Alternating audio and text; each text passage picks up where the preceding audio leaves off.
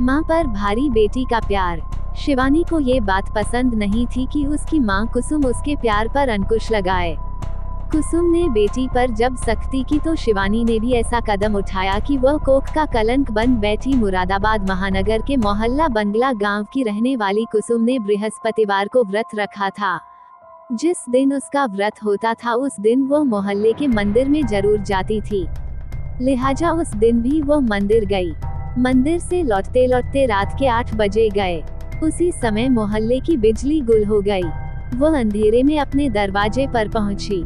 इससे पहले कि वह दरवाजा खुलवाकर घर में जाती, उसी समय किसी ने उसके पीछे से सिर पर किसी चीज से वार किया। वार इतनी जोर से किया गया था कि उसका सिर फट गया और वह चीखकर नीचे गिर गई। ये बात 7 मई 2015 की है। चीखने की आवाज सुनकर उसकी बेटी शिवानी दरवाजा खोलकर बाहर आई। उसने दरवाजे के बाहर की सीढ़ियों पर मां को पड़ी देखा तो घबरा गई। वह मां को उठाने लगी, तभी उसके हाथ खून से सन गए। इसके बाद तो उसकी चीख निकल गई। वह जोर जोर से रोने लगी। रोने की आवाज सुनकर उसकी भाभी रीना और आस पड़ोस के लोग आ गए। लहूलुहान हालत में कुसुम को देखकर लोग हैरान रह गए।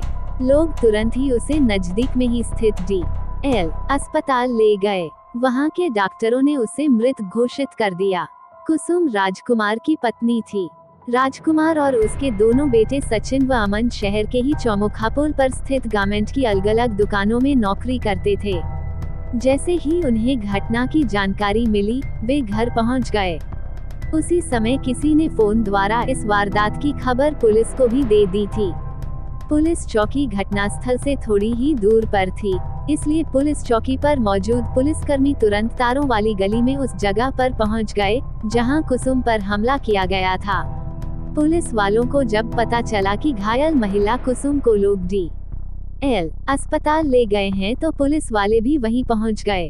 वहां उन्हें जानकारी मिली कि कुसुम मर चुकी है तो उन्होंने इसकी सूचना थाना नागफनी को दे दी।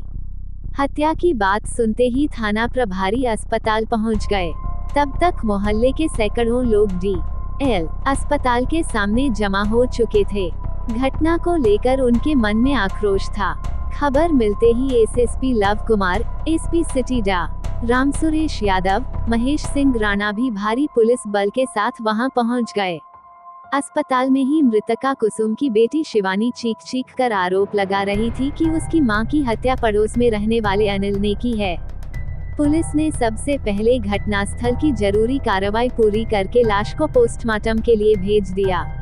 इसके बाद शिवानी से बात की तो उसने बताया कि अनिल ने ही लोहे की रॉड मारकर मां की हत्या की है। हाथ में रॉड थामे भागते हुए अनिल को उसने अपनी आंखों से देखा था। पुलिस ने जब उससे इसकी वजह पूछी तो उसने बताया कि अनिल काफी दिनों से उसकी मां के पीछे पड़ा था।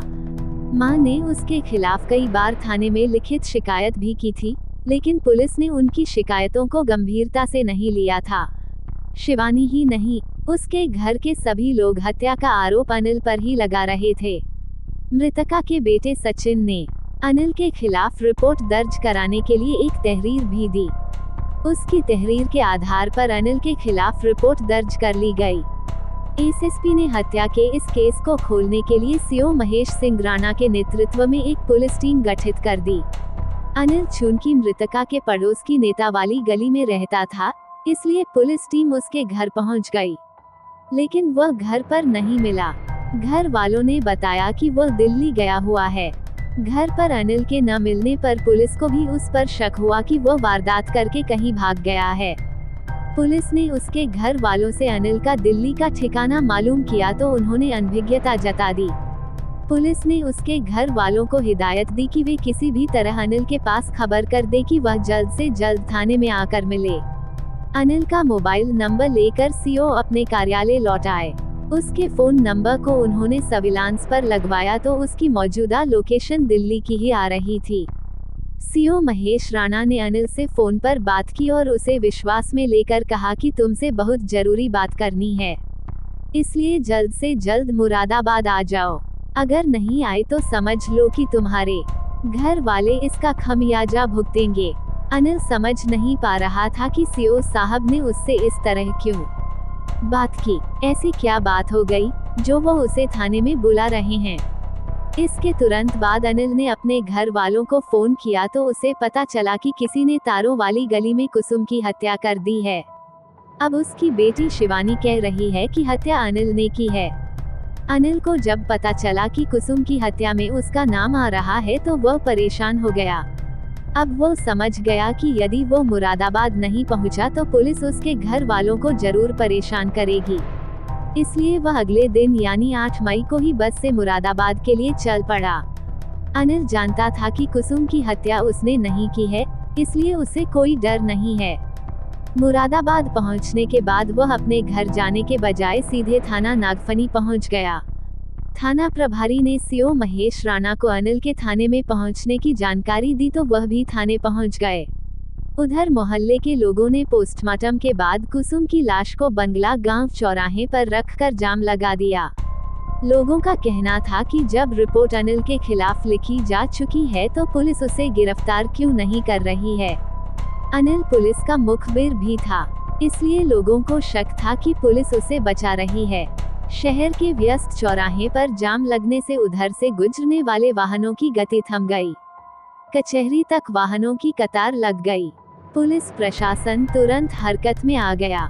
पुलिस अधिकारी आंदोलनकारियों को समझाने में लग गए, लेकिन लोग उनकी बात सुनने को तैयार नहीं थे। मृतका की बेटी शिवानी अनिल के गिरफ्तार न करने पर पुलिस पर बरस रही थी। जब एसएसपी लव कुमार ने लोगों को अनिल को हिरासत में ले लिए जाने की जानकारी दी, तब लोगों ने जाम हटाया।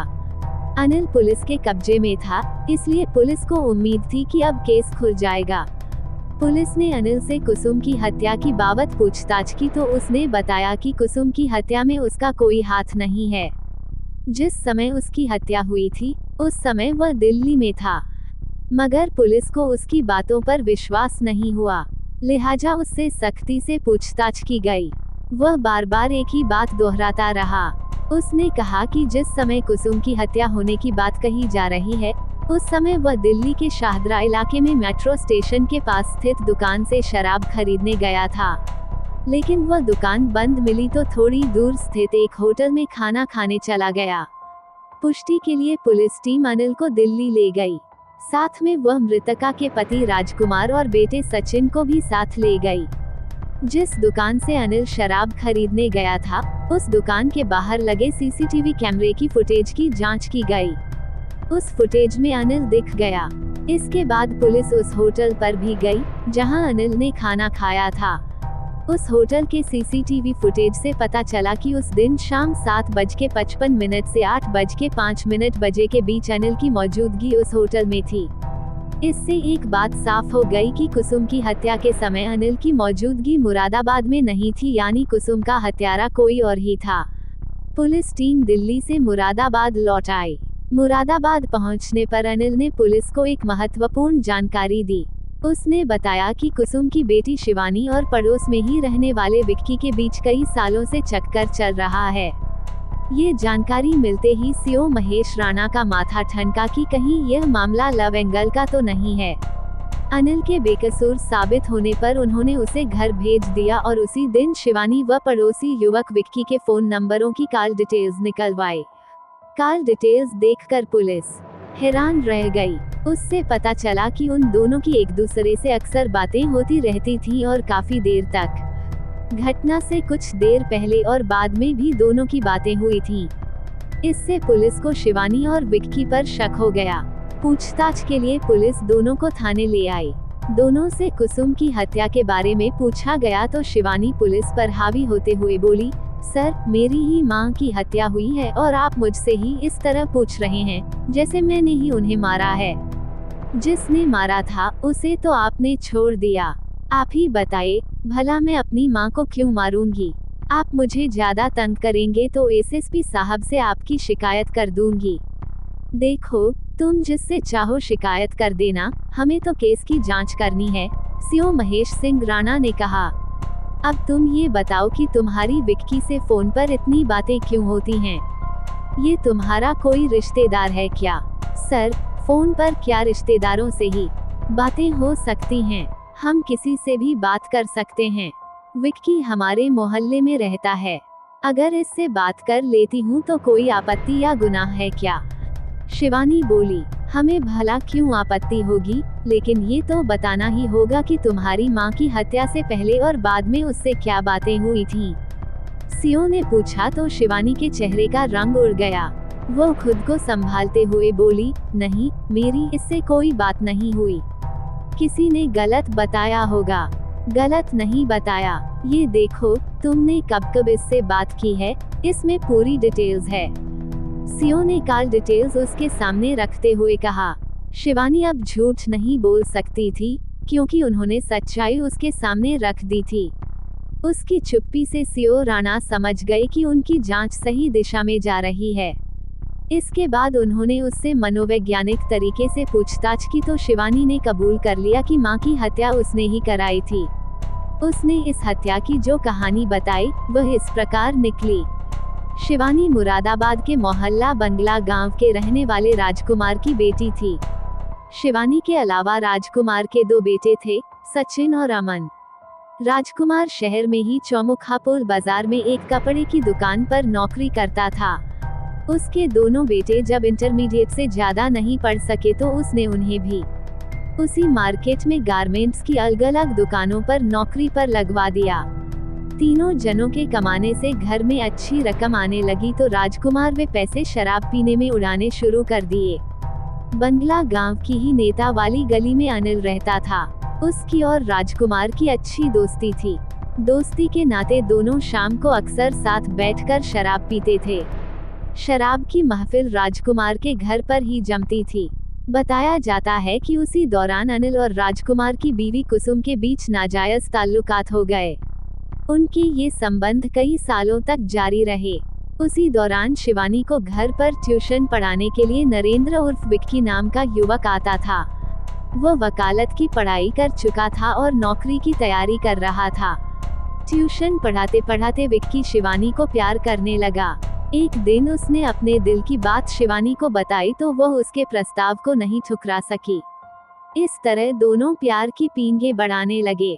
उधर मां अनिल के साथ गुलछर्रे उड़ा रही थी तो इधर शिवानी विक्की के प्यार की नदी में तैरना सीख रही थी। लेकिन इससे पहले कि वह अच्छी तैराक बन पाती, कुसुम को उसकी सच्चाई किसी तरह पता चल गई।